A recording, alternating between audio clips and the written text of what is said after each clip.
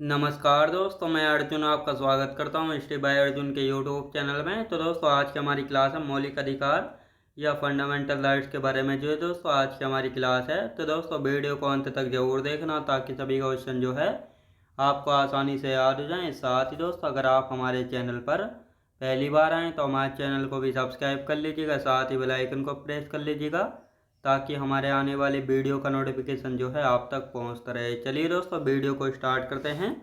और आज की क्लास में हम जानेंगे मौलिक अधिकारों के बारे में, यानी फंडामेंटल राइट्स के बारे में यहाँ पे हम जानने वाले हैं। अब 2 मिनट जो है हम कल की क्लास का रिवीजन करेंगे ताकि आपको अच्छे से सब कुछ याद होता रहे। तो कल की क्लास में जो हमने मौलिक अधिकारों को स्टार्ट किया था, मौलिक अधिकार बोले तो फंडामेंटल राइट्स, इनको जो है संविधान के भाग 3 में रखा गया है। और संविधान के भाग 3 में जो आर्टिकल 12 से लेकर हम 35 तक जो है पढ़ने वाले हैं। साथ ही जो संविधान का भाग 3 है, इसको संविधान का मैग्ना कार्टा कहा जाता है। मैग्ना कार्टा बोले तो जहाँ पर दोस्तों किसी भी प्रकार के अधिकारों की बात की जाती है तो उसको मैग्ना कार्टा कहा जाता है। लेकिन भारतीय संविधान के भाग 3 में जो है मूल अधिकार यानी फंडामेंटल राइट्स की बात की जाती है, तो इसलिए इसको संविधान का मैग्ना कार्टा जो है कहा गया है। और साथ ही जब हमारा मूल संविधान बनकर तैयार हुआ था, कब, 26 नवंबर 1949 को, तब हमारे ओरिजिनल कॉन्स्टिट्यूशन में कितने मौलिक अधिकार थे? 7 मौलिक अधिकार थे। वर्तमान में कितने हैं? वर्तमान में 6 बचे हैं। तो कौन सा मौलिक अधिकार समाप्त कर दिया गया था? तो एक संपत्ति का मौलिक अधिकार हुआ करता था जिसको जो है समाप्त कर दिया गया था। मौलिक अधिकार को जो है दोस्तों आर्टिकल 19 बन के आया और आर्टिकल 31 में रखा गया था। लेकिन यहाँ पे एक संशोधन किया गया था, 44वां संविधान संशोधन अधिनियम 1978 के द्वारा जो है इन दोनों आर्टिकलों को समाप्त करके जो है एक नया आर्टिकल बनाया गया था, आर्टिकल 300 के। इसको जो है संविधान के भाग 12 में जो है शामिल कर दिया गया था। और साथ ही संपत्ति के अधिकार को जो है वैधानिक अधिकार यानी लीगल राइट्स जो है बना दिया गया था। तो ये आपको याद रखना है, क्या बना दिया गया था? लीगल राइट्स, मतलब यानी अगर किसी नागरिक की जो है 4 संतान है तो चारों में जो उसकी संपत्ति बराबर बंटने का अधिकार है। तो ये आपको अच्छे से यहाँ पे याद रखना है। तो लीगल राइट जो है बना दिया था। अब बाकी 6 कौन कौन से बचे थे जिनके बारे में हम पढ़ने वाले हैं? तो यदि उनकी बात की जाए तो यहीं से जो हम स्टार्ट करने वाले हैं। जैसे वर्तमान में मौलिक अधिकार कितने हैं? 6 बचे हैं। तो पहला समानता का अधिकार है, दूसरा स्वतंत्रता का, शोषण के विरुद्ध अधिकार, चौथा है धार्मिक स्वतंत्रता का अधिकार, पांचवा सांस्कृतिक एवं शैक्षिक अधिकार, और छठा है संवैधानिक उपचारों का अधिकार। तो इन सभी के बारे में आज की क्लास में हम पढ़ने वाले हैं।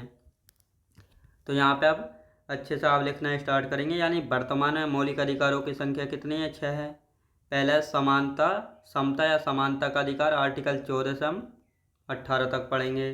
दूसरा है स्वतंत्रता का अधिकार, इसमें हम जानेंगे 19 से लेकर 22 तक आर्टिकल हैं इसमें। शोषण के विरुद्ध अधिकार, आर्टिकल 23 से 24 तक पढ़ने वाले हैं। धार्मिक स्वतंत्रता का अधिकार, आर्टिकल 25 से 28 तक पढ़ेंगे। सांस्कृतिक एवं शैक्षिक अधिकार, आर्टिकल 29 से 30 तक पढ़ेंगे। और आर्टिकल 31 को जो है समाप्त कर दिया गया, ये तो आपको पता है। अब आते हैं छठा, जिसमें संवैधानिक उपचारों का अधिकार। इसमें जो है आर्टिकल 32 पढ़ेंगे। और यही आर्टिकल 32 है जिसको डॉक्टर BR अम्बेडकर साहब के द्वारा जो है क्या कहा गया था? संविधान की आत्मा व हृदय जो है कहा गया था। किस आर्टिकल को कहा गया था? आर्टिकल 32 को जो है कहा गया था। और यही आर्टिकल 32 है जिसके तहत जो है सुप्रीम कोर्ट 5 रिट जो है जारी करता है। कितनी? 5 रिट जो है जारी करता है। तो ये आपको अच्छे से याद रखना है। अब यहाँ पे हम बात करेंगे मौलिक अधिकार या मूल अधिकार की। यदि बात करते हैं तो आज की क्लास में हम आर्टिकल से पढ़ने वाले हैं। तो आर्टिकल 12 क्या कहता है? राज्य की परिभाषा। राज्य की परिभाषा से मतलब दोस्तों यहाँ पे राज्य जो है जैसे यूपी, उत्तर प्रदेश, मध्य प्रदेश, गुजरात, महाराष्ट्र, यहाँ पर इन राज्यों को रिलेट नहीं कर रहा, बल्कि यहाँ पर राज्य से मतलब है स्टेट से। क्या मतलब है? यहाँ पर देश, नेशंस को यानी राष्ट्र को जो है रिप्रेजेंट कर रहा है। जैसे भारत सरकार, संसद, राज्य सरकार, राज्य विधानमंडल, स्थानीय निकाय और अन्य निकाय, ये सभी मिलकर जो है राज्य की परिभाषा को परिभाषित करते हैं। तो ये आपको अच्छे से याद रखने हैं। और जो राज्य की परिभाषा है 3 आर्टिकलों में, आर्टिकल 12, 136 और 152, इन 3 आर्टिकलों में जो है ये राज्य की परिभाषा जो है दी गई है। तो ये आपको अच्छे से याद रखना है। तो यहाँ पर राज्य का मतलब देश यानी राष्ट्र है, तो ये आपको अच्छे से यहाँ पे याद रखना है। ये आर्टिकल 12 हो गया है। अब आर्टिकल 13 की यदि बात करेंगे, आर्टिकल 13 में किसके बारे में बात की जाती है? अनुच्छेद 13, यानी राज्य कोई ऐसा कानून नहीं बनाएगा जिससे हमारे मूल अधिकारों का उल्लंघन हो। तो यहाँ पर राज्य जो है ये संसद को रिप्रेजेंट कर रहा है, यानी संसद या राज्य जो है यहाँ पे कोई ऐसा कानून नहीं बनाएगा जिससे हमारे मूल अधिकार यानी मौलिक अधिकार या फंडामेंटल राइट्स का उल्लंघन हो। अगर कोई ऐसा कानून बनता भी है तो आर्टिकल 13 के तहत जो है वह खुद ही समाप्त हो जाएगा या स्वयं ही जीरो हो जाएगा। इसीलिए आर्टिकल 13 को जो है मूल अधिकारों का सजग प्रहरी और साथ ही मूल अधिकारों का गारंटर कहा जाता है। तो ये दोनों पॉइंट पूछे गए हैं। मूल अधिकारों का सजग प्रहरी किसे कहते हैं और साथ ही मूल अधिकारों का गारंटर किसे कहते हैं? आर्टिकल 13 को कहते हैं। तो ये आपको अच्छे से याद रखना है। तो ये था आर्टिकल 13 जो कि आपको अच्छे से समझ आया होगा। यानी राज्य कोई ऐसा कानून नहीं बनाएगा जिससे मूल अधिकारों का उल्लंघन हो। अगर कोई ऐसा कानून बनाता भी है तो वह स्वयं ही समाप्त या जीरो हो जाएगा। तो यहाँ पे लिखा हुआ है, ये नोट करके, यदि कोई कानून मूल अधिकारों का उल्लंघन करे तो वह स्वतः ही समाप्त या शून्य हो जाएगा। तो ये आपको अच्छे से याद रखना है और इसीलिए इसको मूल अधिकारों का सजग प्रहरी या मूल अधिकारों का गारंटर कहते हैं, आर्टिकल 13 को। तो ये समझ आया होगा। अब आते हैं दोस्तों, यहाँ पे हम स्टार्ट करने वाले हैं। हमारा पहला मौलिक अधिकार स्टार्ट होता है जो कि समानता का अधिकार। तो इसमें जो है दोस्तों सभी को समान अधिकार मिलेंगे और इसमें हम आर्टिकल पढ़ेंगे 14 से लेकर 18 तक। यानी समानता के अधिकार में 5 आर्टिकल हैं, 14 से लेकर 18 तक। अब इन आर्टिकलों में क्या क्या दिया गया है तो इन सभी के बारे में हम अच्छे से यहाँ पे चर्चा करेंगे। तो पहला आर्टिकल मान लेते हैं, आर्टिकल 14। आर्टिकल 14 कहता है विधि के समक्ष समानता एवं समान संरक्षण। यानी आर्टिकल 14 कहता है विधि के समक्ष समानता एवं समान संरक्षण।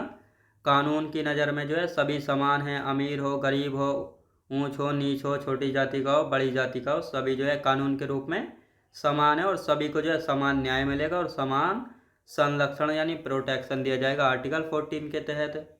और साथ ही जो आर्टिकल 14 है ये जो है दो देशों का मिश्रण है। विधि के समक्ष समानता ये ब्रिटेन से है और समान संरक्षण ये कहाँ से? ये अमेरिका से है। तो ये आपको याद रखना है।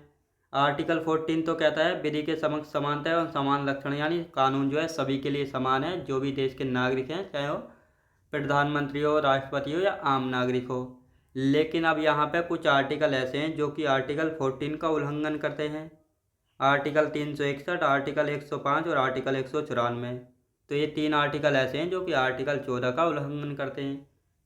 अब दोस्तों इन आर्टिकल के द्वारा जो है राष्ट्रपति यानी प्रेसिडेंट व गवर्नर को, सांसद को, एमएलए एमएलसी को जो है कुछ विशेष अधिकार जो है प्राप्त हैं। तो अब इनको देखेंगे कौन कौन से इनको स्पेशल राइट्स जो है दिए गए हैं।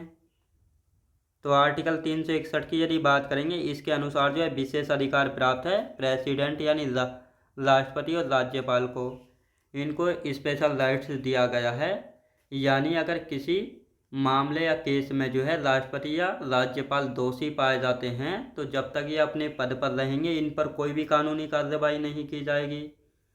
तो फिर क्या होगा दोस्तों? फिर क्या होगा, इनको जो है इनके पद से हटाया जाएगा और तब इनके ऊपर जो है कानूनी कार्रवाई की जाएगी। यानी पद पर रहते हुए इन पर कोई भी कानूनी कार्रवाई नहीं होगी। तो ये आर्टिकल 361 इनको स्पेशल राइट यानी विशेष अधिकार दे देता है। तो ये आर्टिकल 14 का उल्लंघन करता है। अब यहाँ पे हम बात करते हैं आर्टिकल 105। ये सांसद यानी एमपी, सांसद कौन होते हैं दोस्तों? यानी मेंबर ऑफ पार्लियामेंट, जो संसद के यानी जो लोकसभा के सदस्य होते हैं उनको एमपी यानी सांसद कहते हैं। इनको कौन सा विशेष अधिकार प्राप्त है? और साथ ही आर्टिकल 194 कहता है एमएलए यानी विधायक जो विधानसभा के सदस्य होते हैं, एमएलसी जो विधान परिषद के सदस्य होते हैं, तो इनको अधिकार मिले हुए हैं। यानी यहाँ पे कहा गया है सत्र यानी सेशन के 40 दिन पूर्व या 40 दिन बाद तक जो है गिरफ्तार नहीं किया जाएगा। यानी चाहे विधायक हो, एमपी हो या एमएलसी हो, अगर किसी मामले में दोषी पाए जाते हैं और इस समय सत्र चल रहे हैं तो सत्र के 40 दिन पहले और 40 दिन बाद तक जो है इनको गिरफ्तार नहीं किया जाएगा। और 3 सत्र चलते हैं, बजट सत्र चलता है, मानसून सत्र चलता है और साथ ही शीतकालीन सत्र चलता है। तो इस 3 सत्र चलते हैं। जब तीनों में से कोई सा भी सत्र चल रहा हो तो सत्र से 40 दिन पहले और 40 दिन बाद तक जो है इनको गिरफ्तार नहीं किया जाएगा। अगर ये किसी मामले में दोषी पाए जाते हैं तो इसके सत्र के बाद जो है गिरफ्तार किए जा सकते हैं। तो ये स्पेशल राइट जो है इनको मिले हुए हैं, यानी विशेष अधिकार इनको प्राप्त हैं। तो ये आपको अच्छे से याद रखना है, ये आर्टिकल सब समझ में आए होंगे। अब यहाँ पे एक नोट लिखेंगे आर्टिकल 14 के बारे में, यानी एक मामला यानी केस या वाद आया था मिनर्वा मिल्स वर्सेज संघ सरकार 1980 का मामला था। इस मामले में जो है सुप्रीम कोर्ट ने आर्टिकल 14 को नैसर्गिक न्याय का सिद्धांत यानी नेचुरल कहा था। यानी आर्टिकल 14 जो है नेचुरल है, सभी के लिए जो है समान न्याय करता है, तो इसीलिए इसको सुप्रीम कोर्ट ने नैसर्गिक न्याय का सिद्धांत कहा था। किसको? आर्टिकल 14 को। किस मामले में? मिनर्वा मिल्स संघ सरकार 1980 के मामले में। तो ये क्वेश्चन पूछा गया है, इसको अच्छे से याद रखेंगे। अब दोस्तों यहाँ पे हम बात करेंगे विधान परिषद। क्या दोस्तों? विधान परिषद की यदि बात की जाए तो 6 राज्यों में विधान परिषद है केवल, लेकिन विधानसभा हर राज्य में होती है। विधान परिषद जैसे यूपी, बिहार, महाराष्ट्र, कर्नाटक, तेलंगाना और आंध्र प्रदेश, इन 6 राज्यों में जो है विधान परिषद जो है बनी हुई है। तो ये आपको अच्छे से याद रखना है।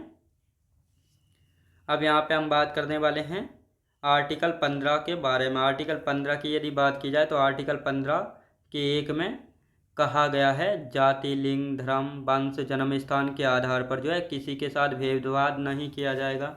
यानी आर्टिकल 15 कहता है जाति, लिंग, धर्म, वंश व जन्म स्थान के आधार पर किसी के भी साथ भेदभाव नहीं किया जाएगा। कि तो छोटी जाति का, बड़ी जाति का, ये भेदभाव नहीं किया जाएगा। और साथ ही आर्टिकल 15 का 2 कहता है उपरोक्त आधार पर, यानी जाति, लिंग, धर्म, वंश व जन्म स्थान के आधार पर, यानी उपरोक्त आधार पर तालाब, दुकानों, होटलों, सार्वजनिक पार्क में प्रवेश से जो है नहीं रोका जाएगा किसी को भी। तो ये आपको याद रखना है। अब आर्टिकल 15 का 3 क्या कहता है? आर्टिकल 15 का 3 कहता है राज्य को अधिकार दिया गया है कि वह महिलाओं एवं बच्चों के लिए विशेष प्रावधान करे। तो आर्टिकल 15 के 3 में जो है राज्य को अधिकार दिया गया है कि वह महिलाओं एवं बच्चों के लिए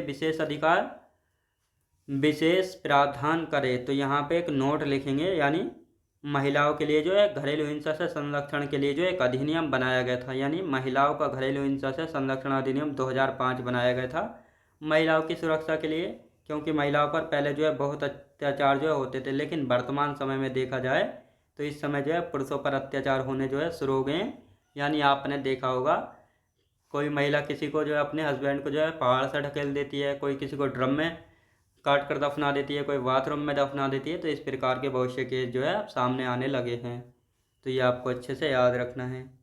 अब आर्टिकल दोस्तों, आर्टिकल 15 का 4 और 15 का 5 हम नहीं पढ़ेंगे क्योंकि इनसे क्वेश्चन नहीं आते हैं।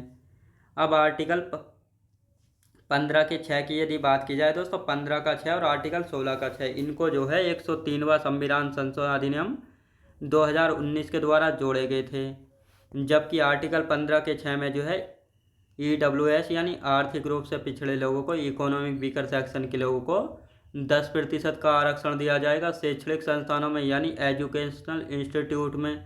लेकिन आर्टिकल 16 का 6 कहता है EWS को 10% का आरक्षण जो है सरकारी नौकरियों में दिया जाएगा। यानी आर्टिकल 16 में 10% का आरक्षण दिया जाता है और 15 के 6 में जो है 10% आरक्षण शैक्षिक संस्थानों में दिया जाता है। तो ये आपको याद रखना है। तो लिखेंगे आर्टिकल 15 के 6 को जो है 103वां संविधान संशोधन अधिनियम 2019 के तहत जोड़ा गया था। और इसमें जो है आर्थिक रूप से, इसमें क्या है दोस्तों, इसमें जो है आर्थिक रूप से पिछड़े लोगों यानी EWS इकोनॉमिक वीकर सेक्शन के लोगों को 10% का आरक्षण शैक्षणिक संस्थानों में यानी एजुकेशनल इंस्टीट्यूट में दिया जाएगा। तो ये आपको याद रखना है।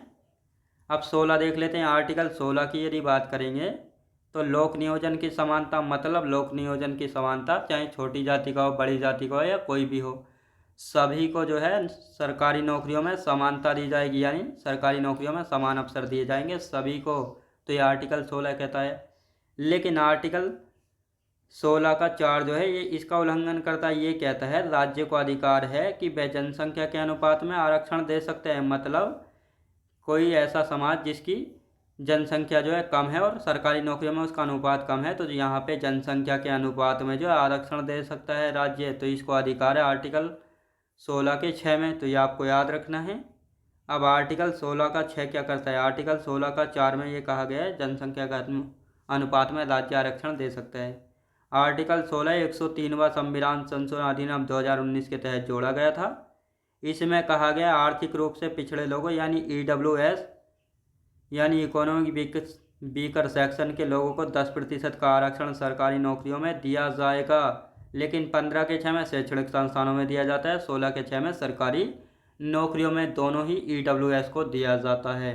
तो ये आपको अच्छे से याद रखना है। तो ये आपको अच्छे से सब कुछ समझ में आया होगा। तो दोस्तों कमेंट बॉक्स में जरूर बताना आपको वीडियो क्वालिटी कंटेंट वगैरह कैसा लगा। साथ ही अगर आप हमारे चैनल पर पहली बार आएँ तो हमारे चैनल को भी सब्सक्राइब कर लीजिएगा, साथ ही बेल आइकन को प्रेस कर लीजिएगा ताकि हमारे आने वाले वीडियो का नोटिफिकेशन जो है आप तक पहुंचता रहे। चलिए दोस्तों मिलते हैं नेक्स्ट वीडियो में। साथ ही अगर आप हमारे चैनल पर पहली बार आएँ तो हमारे चैनल को भी सब्सक्राइब कर लीजिएगा। तो चलिए दोस्तों मिलते हैं नेक्स्ट वीडियोज़ में।